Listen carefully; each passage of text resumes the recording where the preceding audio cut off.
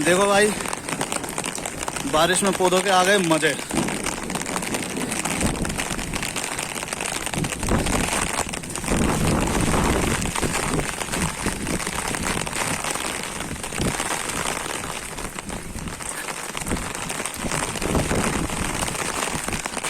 साल की पहली बारिश के मजे लो। वो देखो उनका अमरूद का पेड़ क्या मस्त चमक रहा है।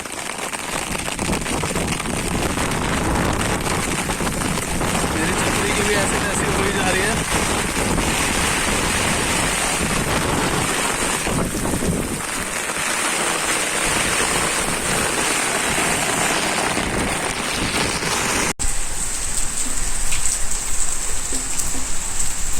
चलो पलोट के पौधों के भी दर्शन करा देता हूँ आपको।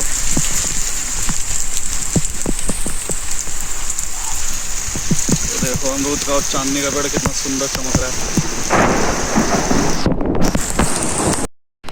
बहुत तेज आवाजें आ रही होंगी बिजली की, बड़ा ही मजा आ रहा है।